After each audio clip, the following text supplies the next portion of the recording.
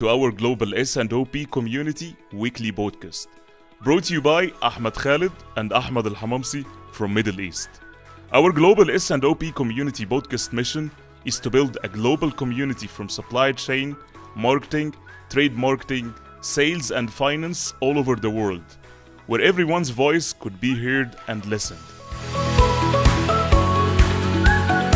Every week, we host a new episode with great thought leader in the S&OP industry. We believe that one word, one story, or one conversation could open up the light in the screen of your consciousness and you'll never be the same again. We discuss hot and trending topics with our subject matter experts by asking the right questions that uncover their valuable experience in our show. You can visit our website ahmedkhaled.co.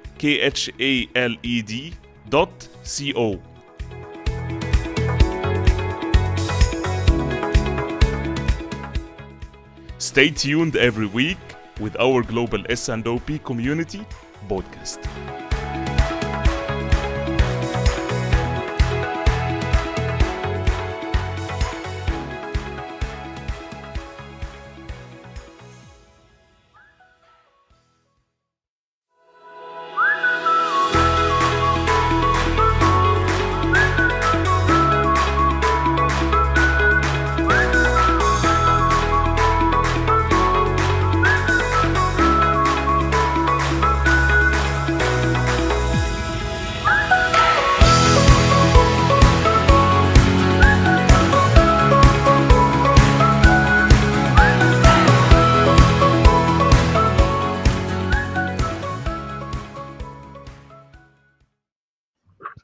Hello, and welcome everyone. Good morning, good evening, good afternoon, and welcome to another great episode. We're reaching now around 36 episodes of our Global S&P community.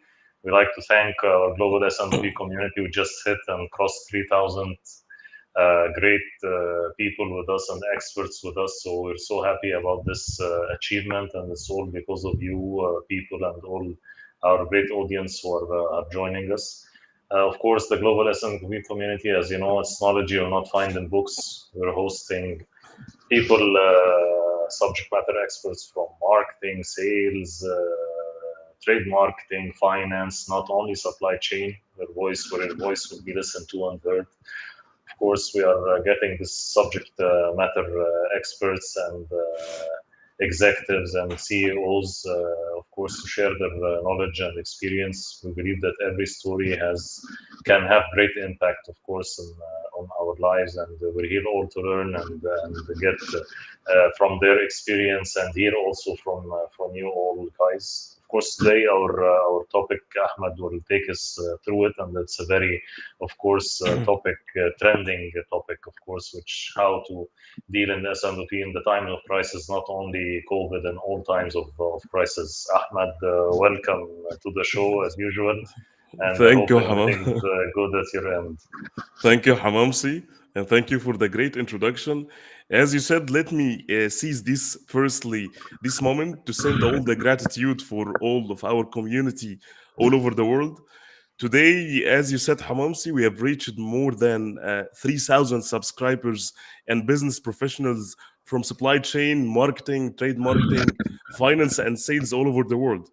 And we are growing day by day, if you can see, and our community is growing authentically because, as we said, we need really to leave a trace on everyone's listening to our podcast. We need really to leave something and inspire and touch people's life by the knowledge that we always say that it's a knowledge that you'll never find in a book.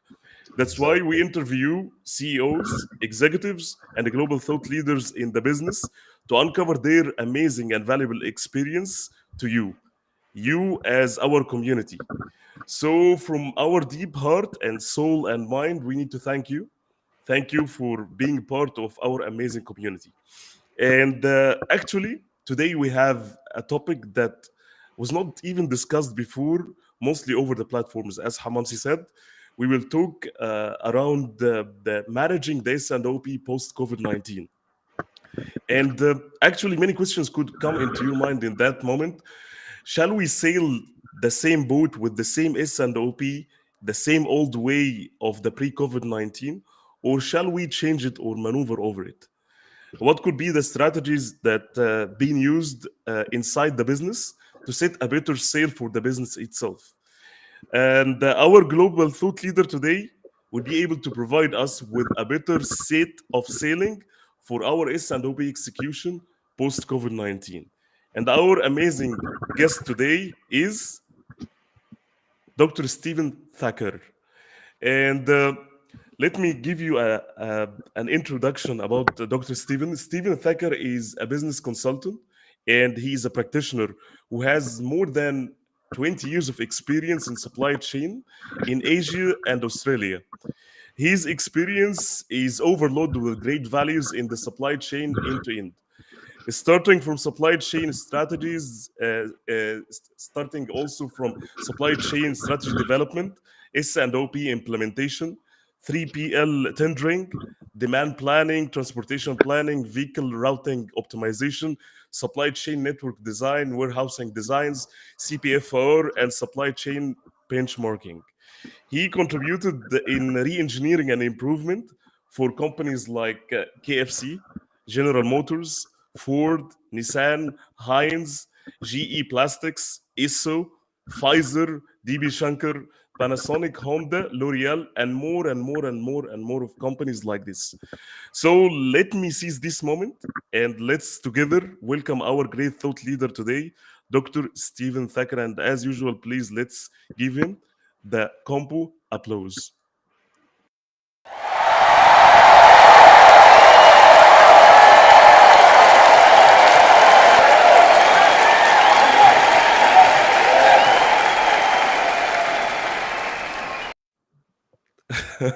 Hello, Hello. Dr. Stephen. Good How are morning. you? What Good I think you morning. should say it wasn't until the end. People may not like this, Amit. Let me firstly, I would like to thank you because I know that time now in Australia it's very early, and thank you for giving us your time. I know that it's something like 5 a.m. at your end right now, almost. Yeah, 5:30 a.m., but that's okay. I'm delighted to be here, as you know. Thank Thank you you so so much. much. Thank you so much. Delighted also to host you. If you allow us, just to send some greetings for our global audience around the world before we start our episode. So we have our friend Shakil. He's saying Thank thanks for you. sharing your thoughts. Thank you so much Thank you, for Shakir, for tuning joining. in. Our friend and our brother Shadil Jackie saying leaders. Ahmed Khalid and Mahmoud, All thank right. you so much for Thank you, tuning in. Shadi. Thank Thank you you so for much. coming in. Our friend Ghada Salim, we need thank you so much firstly for Thank you, tuning in. and welcome for your question. Thank you for joining and always having a lot of great values to share and questions to Definitely. share. We'll definitely come to this question. Thank you so much, Ghada. Come to you. We have our friend Olga. Good afternoon from Ecuador. Thank you so much Hi, Olga. for Thank you for tuning in. joining. Yes, thank you. We have our friend Arbi. Thank you for sharing, Ahmed. Thank you so much. Thank you, Arvi, Our friend Ligia. Good afternoon from from Costa Costa Rica. Rica. Thank you for joining us. Thank you so much. Last but not least, our friend Firas. Thanks for sharing. Thanks also for Thank tuning you, in. thank you. Encourage everyone, of course, to come in with questions in your mind with our hot topic and the expert, of course, Mr. Steven. And yeah, let's go, Ahmed, and start our Definitely. show and questions. Honestly, I'm so excited, definitely, because this topic today, I think it's very compelling. And most companies, I think they are annihilated after COVID 19, what they can do and how they Yeah, can manage their business. Will it be the conventional way or not? That's why we will come into that point, Dr. Stephen Thacker. If you allow me, I'll ask you this question. What companies shall do in terms of S&OP post COVID-19? What shall they change, or shall they be on the same way that they used to have before, or shall they change something based on your great experience? Thank you. Thank you. There are a number of things which need to change in terms of the way companies operate S&OP in today's world. And whether it's a post-COVID world or a pre-COVID world, the world has changed. And the S&OP process has been around, as we all know, for maybe 50 years. And the book S&OP requires some modification to suit a dynamic world. Why is that the case? Well, that's the case because a standard S&OP process works and was always designed in a stable world. And we don't have that today. So it seems to me that there are three critical things in a traditional S&OP process that we need to change. That doesn't mean that the fundamentals of S&OP change. Not at all, not in the slightest degree. But there are components of it which have remained kind of dormant. They've been in a good best practice S&OP plan always, but we've never had to use them, or hardly ever had to use them. Now they've become the primary focus. What do I mean by that? Well, those three things are, firstly, that the planning cycle traditionally for S&OP is a month. We start with a stat forecast at the beginning of the month. We have a demand planning meeting, a supply planning meeting, and so forth. And we finish the month with an executive review. Well, that works when the world is stable and things don't change very much in 30 days. Yeah. Fact is, it's far too dynamic now. Yes. So one of the designs that we always include with the clients that we work with, and we're currently working with 13 different companies helping them implement S&OP, and that's usually the case. And I've been doing this now in a company and as a consultant now for 20 years. One of the things that we design is a standard wheel, if you like, which contains all of the processes.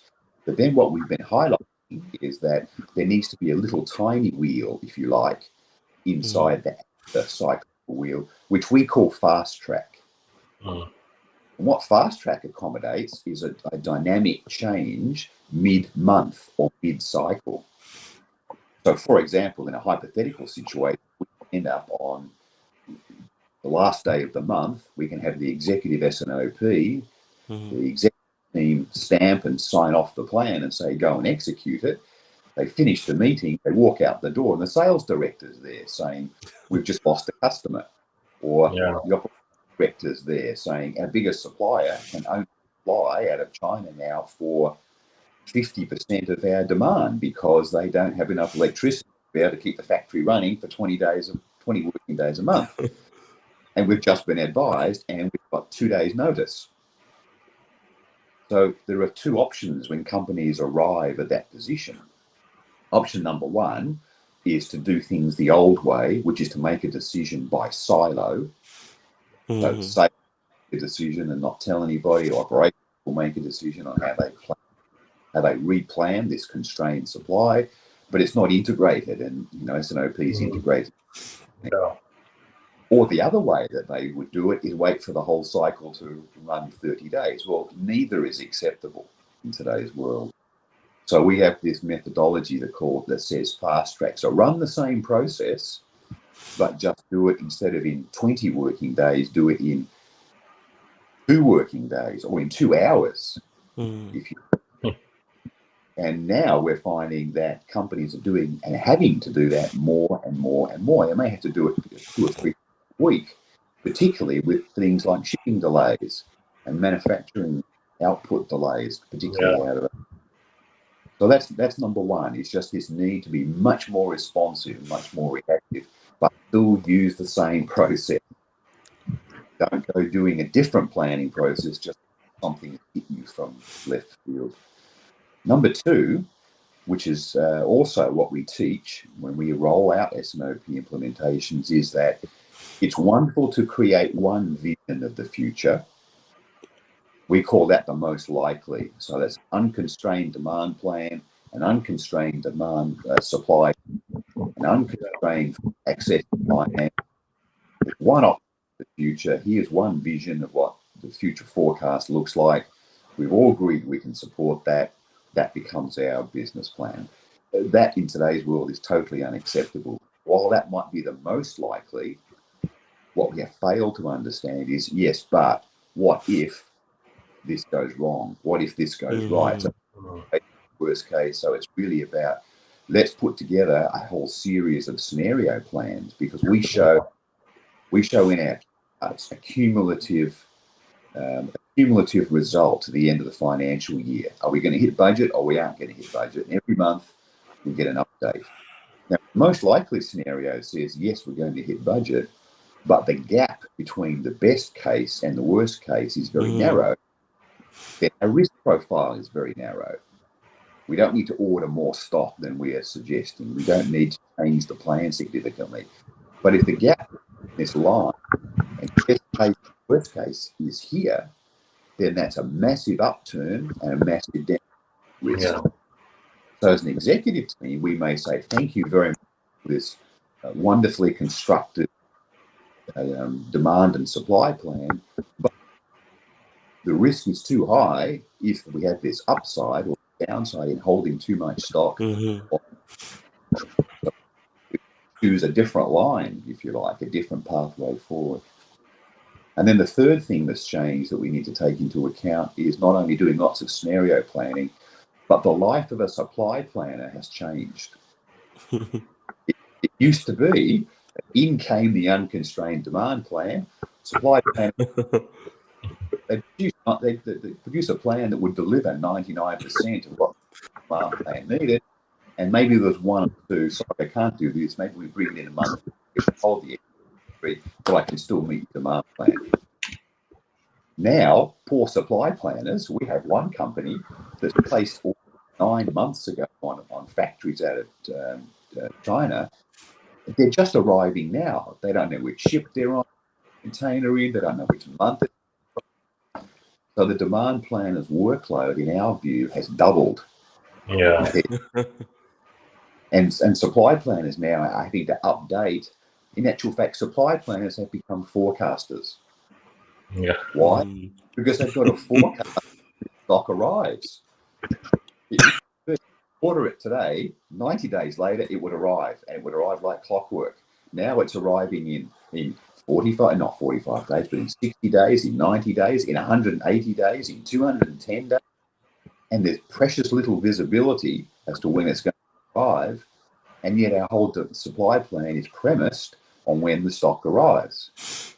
So as a consequence, now he's having to forecast when things arrive and produce also a series of scenarios. So his role has dramatically changed. And my prediction is that all three of those things, but scenario and the supply planner has forecast, until the international supply chain stabilise, which I don't believe will be until the end of next year, not even this year, those things are very significant play in how we run S&OP, which we never used to have to worry about. Wonderful, very well articulated and great points. Stephen, thank you. I liked about this fast track, especially, and the people, in this dynamic world now, and all the crises that happened, COVID followed with the war that's happening now. So people have to be more dynamic. Teams have to be more dynamic. So we cannot keep sticking to like a frozen period or something like that. We just need to try to be more flexible. I know it's hectic, and of course it's a lot of work, as you said, to the supply planners and the demand planners. But this is the reality now, or things will go wrong either in inventory level, especially in inventory. Either it will go very high or it will go out of stock. So we need to be more flexible. Great way to start the show, and a great really answer for this question. Thank you, Stephen. I think what you've said just summarized that flexibility of the organization and how to be resilient and not just, have one size fits all. That before COVID-19, we were planning something, and post COVID-19, we'll plan the same thing. I think if you keep doing what you're doing, you'll keep getting what you're getting. So post COVID-19, I believe that the leadership, it implies, based on the quality of leadership that they have, in terms of how they can be flexible of taking the decisions, and how they can face the reality. because once COVID-19 happened, or any, I would say any crisis, not necessarily COVID-19, but any disruption that could happen for the business itself, most people, they got panic, and most organizations, they got panic instead of just analyzing what is the issue from the downstream and the upstream, as you speak, from the demand and the supply side, how they can come near to the customer and understand what is the demand affection, I would say, and the demand shaping that could happen from the downstream side. And at the same time also coming back to the supply chain network and understand what will be the implication because of this disruption that happens in each and every node in the supply chain, not necessarily also from the sourcing units or just manufacturing point of view, but also from the lanes of logistics and how it could just affect the supply chain and the business as sustainability of it, which is, I believe, something it's very essential. That how can we be flexible? Flexibility, it's a key. So thank you so much for giving us these amazing 3 points. If you allow us, we'll jump into the first question. Yeah, We have our from the friend. audience. Yeah. Yes. So we're Oh, talking about Veronia Nabil. Thank you, Veronia, of course, for joining in and this great question. She's talking about how to create more flexibility for forecasts versus challenges we face in safety stocks KPI without hitting it. it's not easy one. Yeah. This is called a magic wand. Yeah. Nobody has a magic wand. Yeah. There are two things now that executive teams, the managing director and the executive teams, and I don't believe most have, but most all now need to realise that the consequence of the changes that I spoke about earlier mean two things for them. Number one, that the old paradigms of how much inventory I need to hold are not true. Like there's inventory mathematical outcome of lead times, which are much longer than they should be. Yeah. Forecast and demand variability, which is much, much less precise. Mm. And service that we think might be a constant. But 2 out of the 3 factors that you inventory have significantly changed. So you can't hold the old KPIs, how much inventory you're going to hold. Maybe you used to hold 90 days. If you do a whole 90 days now, you have to do the calculation and work out how much it should be, but it won't be 90. So that's the thing that's changed. The second thing that's changed for management, is particularly, is that this rule are, but they used to have to basically rubber stamp yes and no plan. It used to be produced very well. It was sound. It was good assumptions. It was easy to understand, and there was not much variability. So they would simply approve it.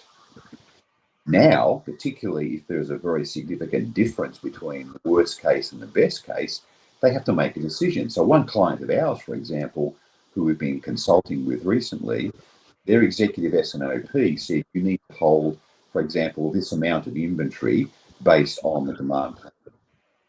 But your worst case scenario in terms of the best case scenario sales is this much more. Why? Because you had a lot of stock during when COVID hit. There was an increase in demand, so you flushed through all that inventory.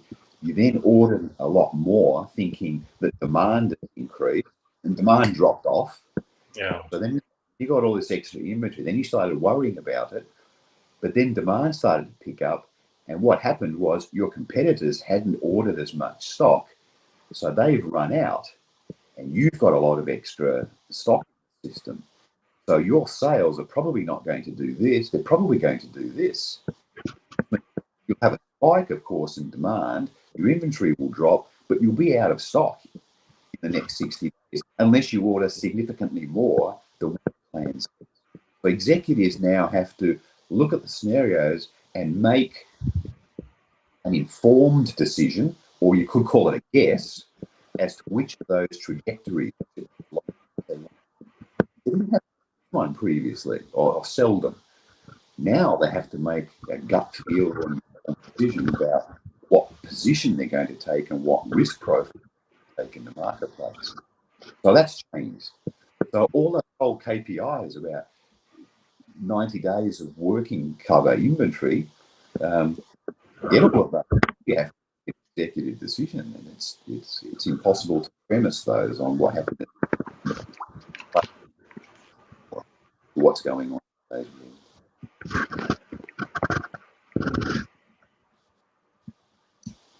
I'm not sure that. Thank you. Hopefully it did. Yeah, thank you so much. I think it's very well summarized.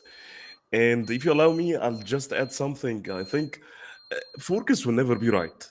Let's admit this, and it's the biggest challenge that you'll have in any business. You will see most people that they just claim that our forecast accuracy it's very low. That's why we need to have most probably higher inventory and coverage. But I like also to make it very simple. So do we use a real strategy for the supply chain, or just we are moving as is? And what do I mean here by this? I think, as you said, one of the challenges that you could have in the safety stock and the higher coverage definitely could be the lead time. So, are we using the right sourcing strategies? Because I do believe if you have a big portfolio for the company, definitely you could have different sourcing strategies. But the more that you move from exporting and importing into just localization, it will be better. So, are we investing the right time and the right effort on our sourcing strategies? Are we just investing the time for our supplier relationship management and CRM and looking for a real sourcing strategies for our products or our portfolios? This thing, I think most companies they just accept the status quo and they move by this, that we need to just enhance our improve our forecast accuracy, and by this way we will be able to reduce our safety stock or reduce our the game from other side our inventory, which is not the case. You have many variables. So forecast accuracy you could just have it like calculated on 1 month lag, 2 month lag, 3 month lag. This will not be the case. So if you have a higher lead time, if you have MOQs, higher MOQs, all of these contribute definitely in your inventory coverage. So you have to think in a different way from a sourcing strategy and eliminating all the MOQs. This is just, I would just put my experience with that. Thank you. Can I that, because what you're saying is right. At the moment, forecast performance has dropped dramatically. Yeah. The way to fix it is to do one of two things. One is what you're talking about, which is effectively reducing time through a sourcing policy that drives consistent. At the moment, that no matter who your supplier is, that is very, very, very hard to get, and it's certainly the right answer. But in today's world, it's very difficult.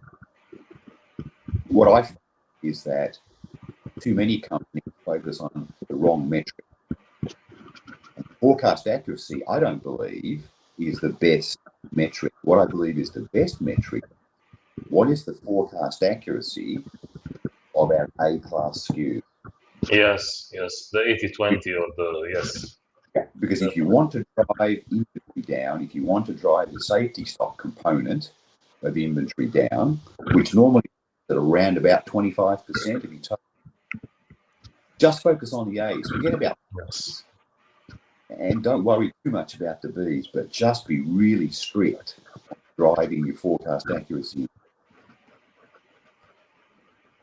Definitely. I totally agree with you. And this is also from my experience, this is what I focus on as the first step always. Because this always reap results if we focus on the 80/20 or the A-class and be strict about our forecast accuracy based on the lead times, and as Ahmed saying, lag 2 or lag 3.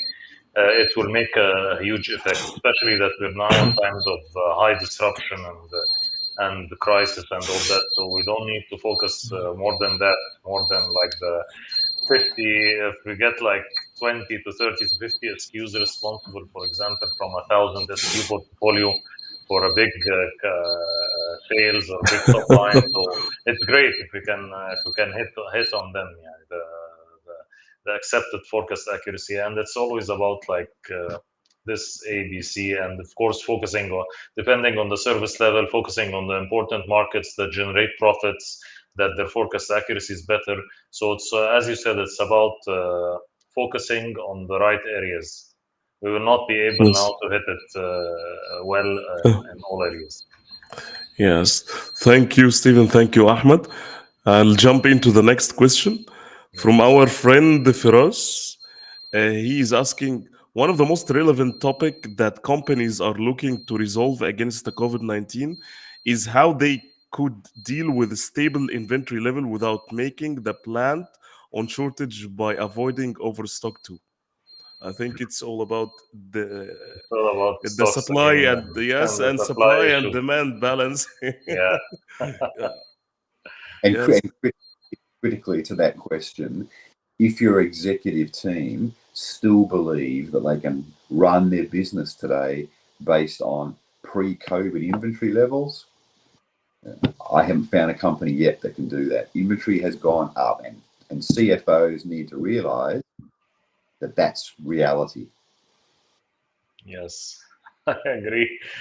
Probably it's hard to convince them. They're not looking. They're looking like bookkeeping and accounting. They're looking about the inventory level. They're looking more about like the write-offs and all that. They are so strict about that, but they should be part of the team also, and they should be looking about the financial forecasting. And I think that finance should not be distant. They should not be work as accounting now. They should be looking at forecasts and all the dynamics that happens in the market. So I echo your what you're saying, and I totally agree with you. Well, interesting case study. We have a client at the moment I had a conversation with on Friday. So I had the CEO, the CFO, the sales director, and the operations director all together, and it was their executive S&OP at the end of the few days later, but nonetheless. And their inventory, you don't know the company, so I can tell you, their current inventory projection was 145 million Australian dollars worth of inventory. Wow. The CFO said, but I need to reduce it by 10 million. So he said, how do I do that? This is an unacceptable number. Interesting response. So him was, do you want the same service levels? Yeah. Yes, we do. We don't want to reduce customer service. Okay, so let's hold that. Can you improve your forecast accuracy better than what you've got today? Well, no, we can't, because it's due to too many external factors. We're using good forecasting software. We have a good process, but okay, so that's not changeable. Can you shorten your lead times? Exactly. No, we can't. Our suppliers are all running longer lead times than they used to. So if you can't change any of those three things, I have to accept. I can take 10 million out, but you know what you're going to get? You're going to get stockouts and lost sales. Which do you want? Lost sales, or you want to carry more inventory? That's a strategic decision. You can make that. I can cut it out and show you how to do that, but do you want the lost sales? Well, no, I don't want lost sales. Well, you can't have your cake and eat it, as the expression goes. Good expression, yeah. Yes, thank you, Stephen. I think we have another question from our friend Jason. Jason Batista is spelled Jason, thank you for joining, and thank you for this question. So it's like, as COVID-19 illustrated, traditional sales and operations planning S&OP may not be able to keep up with today's dynamic developments. Should we ditch S&OP entirely, or can a strong sales and operation execution S&OP strategy rescue the day? Oh, that's just a wonderfully phrased question. Yeah, great. The answer is unequivocally, you don't S&OP, but you supplement S&OP with S&OE, or Yes. I call it. But S&OE you didn't used to need very often. Now we need to use it and as an integral part of our overall S&OP package. So you keep them both, because not everything is subject to massive variability. Not everything is subject to unusual lead times.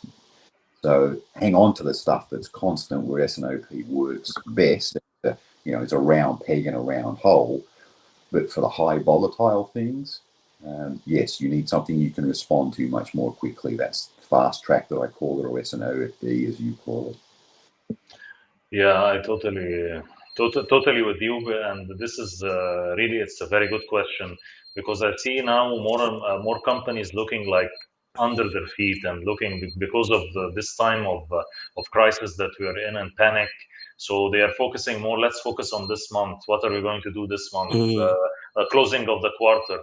But we have to look also strategically, no matter what we know that the accuracy now is not well, but we have to understand what will happen next 6 months. We cannot focus only on this month, or focus only on quarter closing, or focus on what's going to happen this month and ditch the whole cycle. It will be like a very big gamble. You must have the vision of what's happening, no matter, even if it's like 30 to 40% accuracy, but still you have some kind of vision, what's happening, what's coming, what's on the ground, what we expect will be on the ground, what we expect will be in the markets. So I'm echoing you also. You cannot ditch the total process, but we should focus. Yeah, we should have a focus, and we should have a part of S&OE. Definitely, especially in these times. Yes, I can see also, whether you name it whatever you want, S&OP, IBP, definitely, I would say that from S&OE, I think it was the best time to focus on S&OE, just an execution, whenever there is a crisis. So Yeah. you're just focusing at a specific time for a short term, just to override it. But this, as Stephen and you, Hamamsi, said, that you cannot leave S&OP, because S&OP, it's a default, by default it's a business, just a process which connects between the business strategy and the day-to-day operations. And the business strategy, I believe, it's a long way, so you will not be able to cater for if you don't have visibility on the long term. But the laser focus, definitely, if you have a crisis, if you have disruptions, you have to focus on the short term to override this challenge. And once you stabilize, come back. So I can say that S&OE, if you can go more into a granular level, into a product level, into a customer level, to understand what's happening on that levels, yes, you can use the S&OE, but will not override S&OP. S&OP will be there at any time. That's why we have our global S&OP community. Okay. So we a live scenario here, a client that we're working with in Asia, who manufacture food products, and they have, in one particular, we're doing 3 countries, but in one particular country, they have 7 manufacturing lines. Wow. In one factory. Of those 7 lines, 5 of them are getting close to capacity. They can't put additional lines, if they needed to expand, in the same manufacturing facility. That they've used up all their space. So what's looming for them is, what are we going to do with these 5 lines? Do we completely relocate manufacturing? Do we take an extra 2 or 3 lines but put them in a different facility? All sorts of strategic questions that take 9 to 12 months and longer to implement. Exactly. So if you ditch S&OP and just you cannot make those decisions, you're losing. Yeah.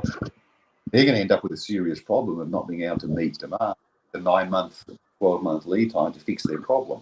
They need to be looking at that today.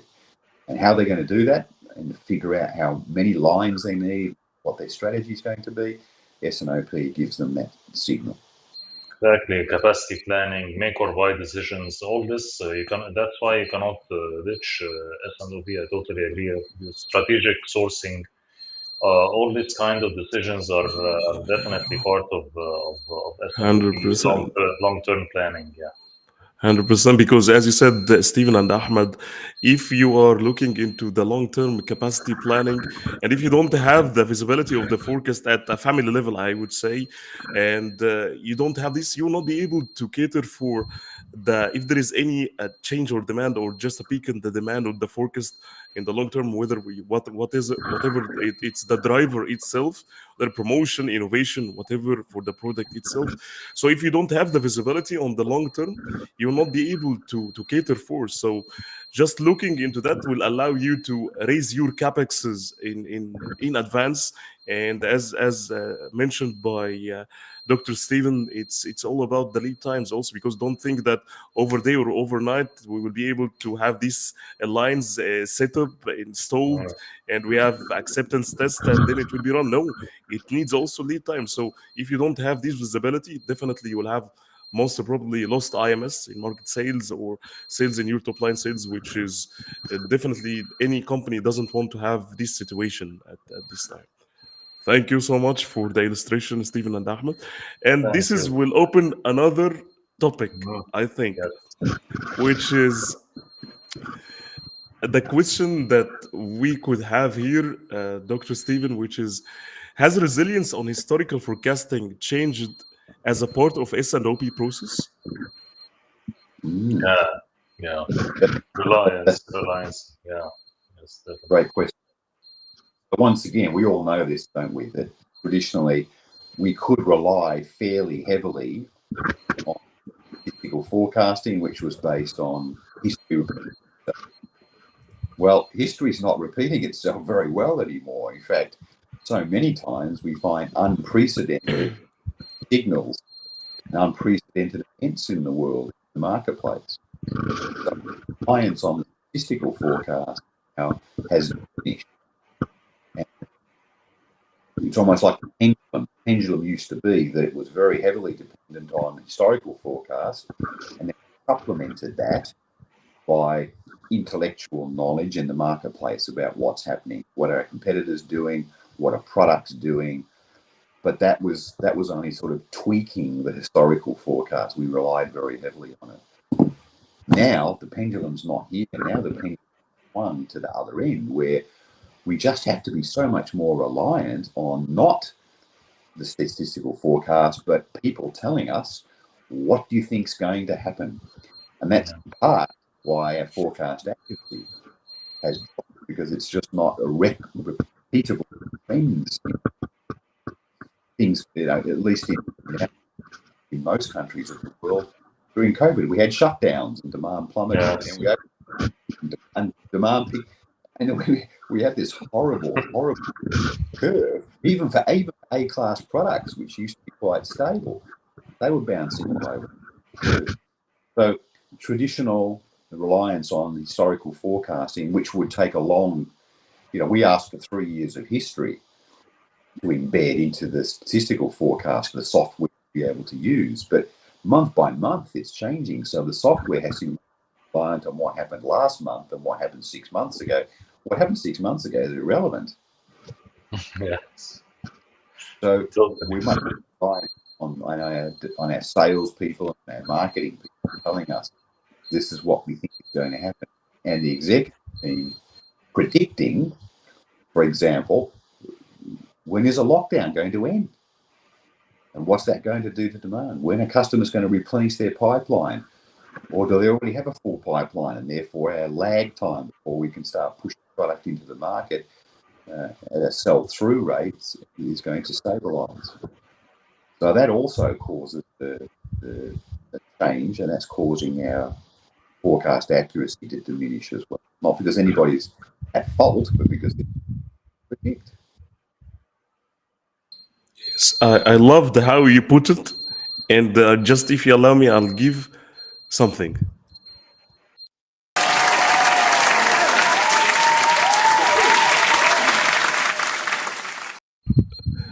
I think that you put it in the right frame of thought, Dr. Stephen, because we are always saying this for demand planning. It's demand planning, it's not only just relying on the historical forecast or historical sales and predicted based on some statistical analysis. No, that the role of the demand planning is something beyond this.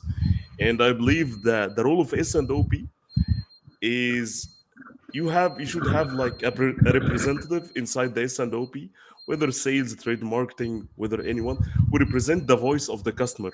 So it's not only about the history, because history has many variables inside: inventory, challenges of listing, delisting, innovations, failed innovations. All of those stuff could be blended and listened. That's why S&OP, it's all about people just staying together, understand what happens in the market and what is the status quo, what's happening here, and how this could affect the trends on the forecast, the coming forecast, and how can we combine all of this to have like a realistic forecast that will not have any hit in terms of shortage in inventory or any hit on the service level.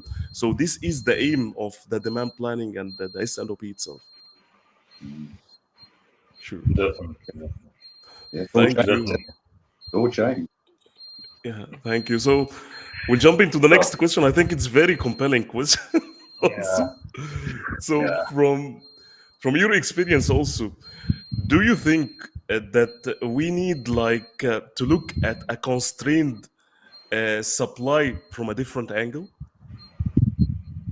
Did you say a cost trend? Constrained supply. Oh, great.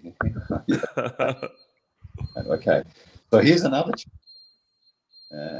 It used to be that, and well, let me just put it this way: there used to be three key phrases that we use when we create, and we still do, but three key phrases when we produce the S&OP cycle. First of those is that demand side of the business must produce an unconstrained demand plan. That's still the same today. That's sacrosanct. We can't change that. Yes. You can't. We can't have sales forecasting to budget. We can't have sales forecasting to something that's too optimistic or too pessimistic. So sales have to produce an unconstrained but realistic. That has changed. Then when we went through to supply used to produce a plan which took the constrained demand plan and in most cases was able to deliver against that, produce a plan against that. We can make it, we can source it, we can get it in the month that you need it, in the volume you need it, the location you need it.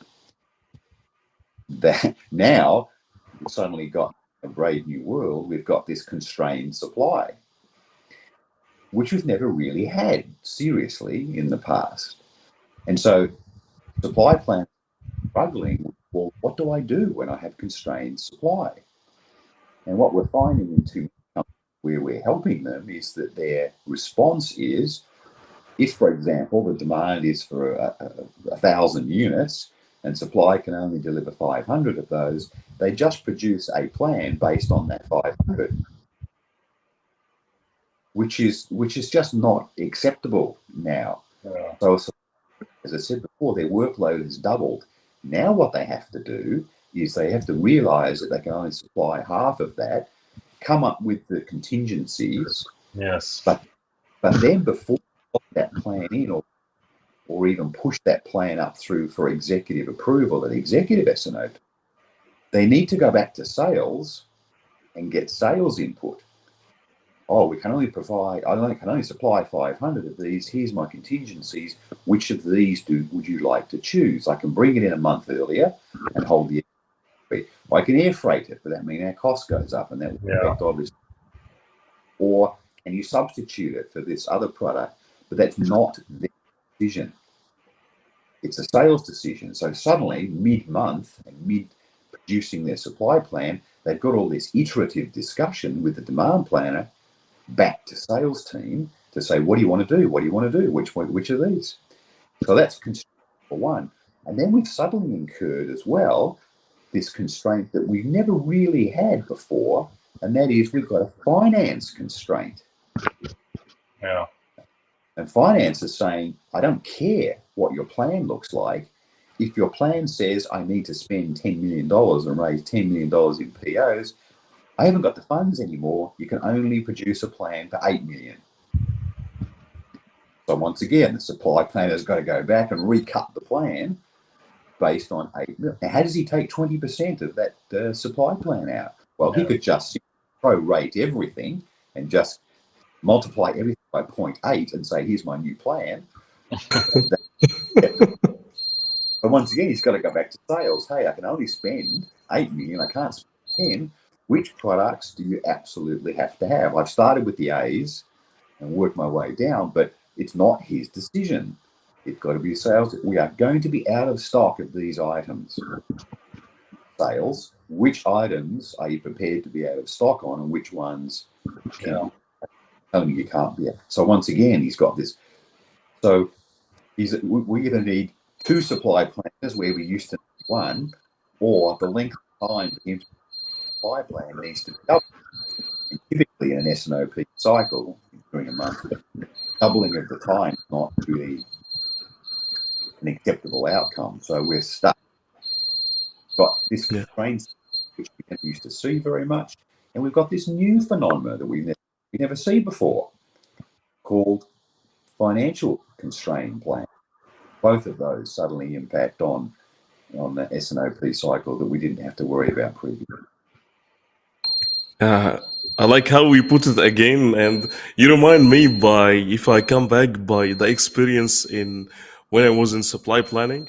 And I think one of the major challenges in the supply chain, which is the lack of business acumen, and let's admit this. When it comes to, I will not speak about demand prioritization, but I'll speak a little bit about supply prioritization. So let's assume that I have like a capacity constraints on a specific line, and I have a limited capacity, and I have to produce some portfolio of SKUs on the same resource itself. How I will be able to prioritize this? And if I'm looking at it from a supply chain point of view, I look at it from a very silo point, which is the conversion cost. Whatever any SKU that will give me like more volumes, I will move into it. Which is honestly, I was in the same place. That's why it was. But when I moved to the demand planning, I understood it from another perspective, which is from the business perspective. When it goes to the demand planning, we lack something very essential, which is the cash up. The cash up itself, when you are just converting the volume into value. And here it comes many things, the price structure of the company and the cost structure of the company. Here it comes and get translated on P&L into P&L. And based on this cash up, I will be able to prioritize my SQs based on the business strategy. If the SQs, if the company is looking for profitability, then I will fill all the capacity based on the profitable SQs. I will prioritize it. Then the lowest SQs that profitable, and I go on. If it's like a top line sales, the highest sales SQs, I will go by this, prioritize it. So lack of business acumen, lack of not understanding what's happening from the demand side and cash up, it devastates many things. And as you said, Stephen, which is the gap between the unconstrained and constrained, this is the financial gap that you have to look at into it, which is the SQ granularity. Based on that, you can go for the prioritization. So it's just I needed to add this. Yeah, this is great, Ahmed. Also, it reminds me that when we face also this, it always come that putting a map of the brands, which as you said, the most profitable. Where are we going to hit to prioritize? Put a map that we're going, for example, putting the countries from the highest priorities to less priority, or putting priorities based on based on deliveries, tenders, or countries, special countries that have high profitability. So this is a must to be done now, especially in this times of crisis. We must have a priority list so that we don't lose everything and we try to hit our profitability targets. Definitely. Thank you, Stephen. Thank you, Ahmed. If we can move into the next question. Yeah, Yes, I have a please. question. Yes. So I think we have our LinkedIn user. So there is a technical challenge, but anyway. So our friend is asking, or she's asking, great topic of discussion, Ahmed. Things are changing rapidly. How to cope with the situation following the same trends as in 2021, or do you focus on something new? Thank you for the repeated guest and the guest who's joining us today. Thank you so much. Thank you so much. And thank you too. Forget about 2021. Forget about 2020. In fact, forget about what happened 3 months ago. Forget history. Continue to use good forecasting software. Continue to use it to try to create a baseline, because baseline calculations now are very, very difficult. But you are so much more now on somebody, all on this, to tell you what's going to happen in the next 3 to 6 months. So your reliance on the past now has become not useless, but it's ancient history, and it's just not relevant. Just not relevant to today. So that's the short answer to your question. Much more reliant, and therefore accept the fact that because history is not repeating itself, because you can't be on what happened in the forecast accuracy diminish, because forecast accuracy diminishes, your business needs to hold more inventory. There's no other way around. Or that's not the only solution. Or you have more lost sales. That's the real. Thank you, Stephen. It's a very clear answer. Let's move into the next question. Just if you allow me, I'll ask you this one. Sure. So, from your experience, especially in this era where disruption is everywhere, can we rely on the customer forecasts right now, or there is anything else that we can rely Or on? for example, collaborative planning, forecasting, replenishment. Replenishment. Yeah. So once again, when we rolled out an S&OP process, one of the steps that we insist is critical is, before the demand plan is finalized, that you engage with the customer. But the big is, and this sounds terrible, engaging with major customers. We're not, with all due respect to C-class customers and what they're going to do, but, and in fact, not even the A-class customers, but just the top 3 or 4 or 5 or 6, choose the number, we don't care, but engage. But engaging with them does not mean, please give me your forecast. Because again, this is going to sound disrespectful, I apologize, but our experience is the customer forecasts are terrible. So I agree. Don't ask for them and don't use them. But a much cleverer approach is, when you run your statistical forecast and you overlay that with new product introductions, deletions, supersets, promotional activity, they recut that forecast by major customer. And then once a month, on about the first week of the month, you go and visit, whether that's virtually or face-to-face, doesn't matter, but visit with the customer and you say to them, we have cut a forecast just for you, just based on your historical, what you bought from us. We've presented what we think are new products that are coming in the next 12 months, and we've put a forecast in there. And even more importantly, we're presenting this forecast on the basis of A-class SKUs first, then Bs, and then Cs. I do not want to talk to you about C-class SKUs. In fact, I don't even really want to talk to you about the Bs, but I definitely want to review the As with you, and there's not many of those, and I want to review that for the next 3 to 6 months, because that's a critical period. Both of our successes rely on how well we both do with forecasting A-class SKUs in the 3 to 6 month time horizon. This is what our forecast is. You think these numbers look right. And if a customer, for example, retailer, the response might be, this looks like a good forecast, but I've got to tell you, we're opening 3 new stores in the next 6 months. You need to add that to your forecast. Or we're closing 3 refurbishment, or we're your lines, and we haven't. So you get their collaborative input, and you change the forecast, add that, and then you take that back to your business. So that it is best practice. That's a smart way to engage with the customer. But, and what but the but is that in pre-COVID world, that would be very powerful. In the world we live in today, they face the same problem that we all do, and that is they have trouble being able to validate and forecast as well.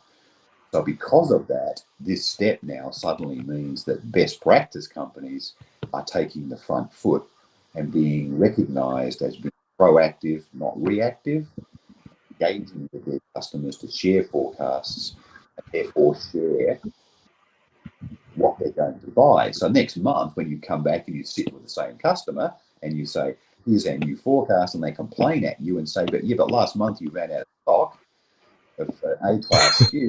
Yes, but remember, we both agreed we'd sell 100 and you sold 200. Well, it's no wonder we ran out of stock.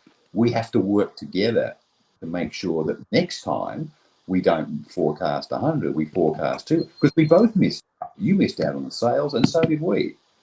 Yes. How can we improve our forecast accuracy together so we don't miss those sales?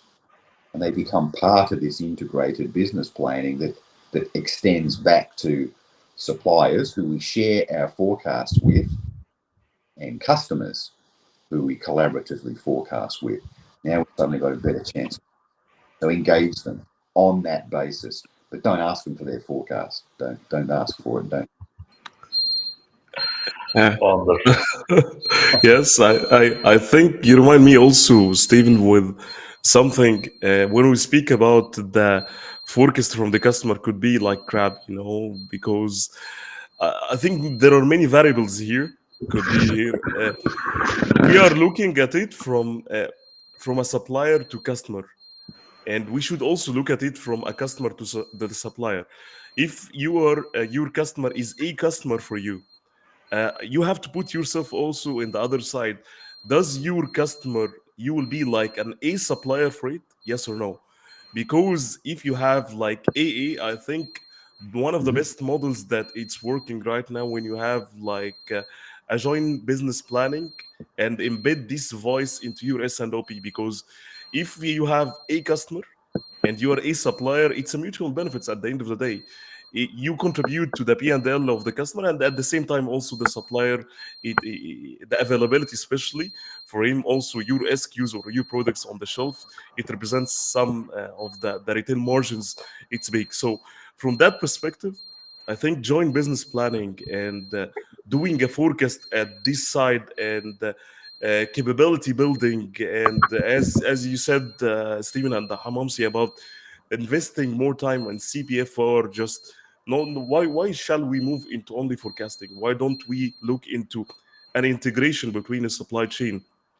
We look into system integration instead of just forecasting. We can have like demand driven supply chain instead.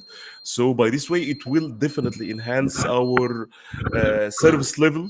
Definitely it will enhance also our inventory.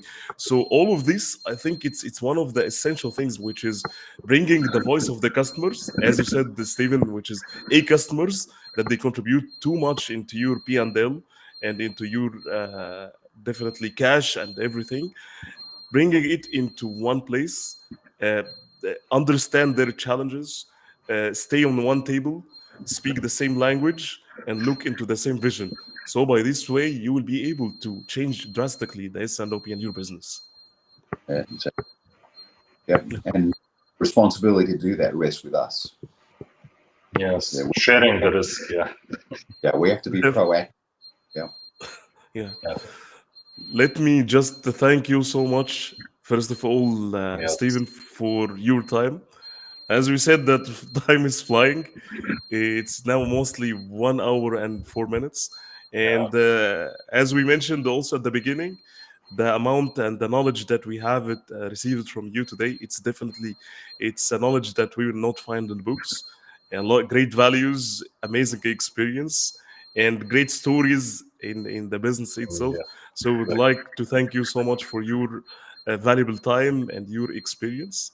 and hopefully that we can have like another episode in amazing topics, because I know that you have 20 years of experience. It will never Yeah, just it will never unleashed. be Yeah. in an hour. Yeah. Thank you, Definitely. Stephen, so much, and thank you for the lovely audience and their questions today. And it was a great episode. And we hope to see you soon, Stephen. And we are lucky to have you today. And we were wishing you a great day. Thank you so much. I have very much appreciated it. I share the passion that we all do. S&OP is a wonderful process, but we need to adapt it to as well. So thank you for giving me the opportunity to share some thoughts and feelings. Thank you very much. Thank you. Thank Thank you you. so Thank much. you. Have a great day.